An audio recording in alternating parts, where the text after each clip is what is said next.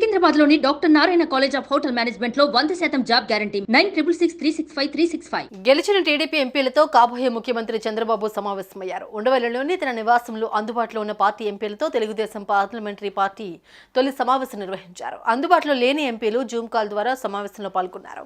ఎన్నికల్లో గెలిచినందుకు ఎంపీలకు చంద్రబాబు శుభాకాంక్షలు తెలియజేశారు. రేపటి ఎన్డీఏ భాగస్వామ్య పక్షాల సమావేశానికి కూటమిలో భాగమైన టీడీపీ ఎంపీలు అంతా హాజరవ్వాలని ఆదేశాలు జారీ చేశారు. నియోజకవర్గాల్లో ఉన్న ఎంపీలు నేటి రాత్రికి ఢిల్లీ చేరుకోవాలని ఆదేశించారు. టీడీపీ ఎంపీలు ఈ రోజు రాత్రికి ఢిల్లీ చేరుకోనున్నారు. రేపు జరగనున్న ఎన్డీఏ భాగస్వామ్య పక్షాల సమావేశంలో చంద్రబాబుతో కలిసి పాల్గొనున్నారు. ఈ సమావేశంలో ఎన్డీఏ ఎంపీలు మోదీని తమ నాయకుడిగా అధికారికంగా ఎన్నుకోనున్నారు. అనంతరం కూటమి ముఖ్య నేతలు తమ మద్దతు లేఖను సమర్పించడానికి రాష్ట్రపతి ద్రౌపది ముర్మును కలుస్తారు. ప్రభుత్వ ఏర్పాటుకు తమను ఆహ్వానించాల్సిందిగా కోరుతారు. అయితే బీజేపీ వర్గాల నుంచి అందుతున్న సమాచారం మోదీ ఈ నెల 9న మూడోసారి ప్రమాణ స్వీకారం చేస్తారని చెబుతూ ఉన్నారు. ఈ నెల 12న చంద్రబాబు నాయుడు ఆంధ్రప్రదేశ్ ముఖ్యమంత్రి ప్రమాణ స్వీకారం చేరున్నారు. తొలుత ఈ నెల 9వ తేదీనే చంద్రబాబు నాయుడు ప్రమాణ స్వీకార కార్యక్రమం ఉంటుందని భావించినప్పటికీ తాజా పరిణామాల నేపథ్యంలో అందులో మార్పు చేసుకున్నట్టుగా తెలుస్తోంది.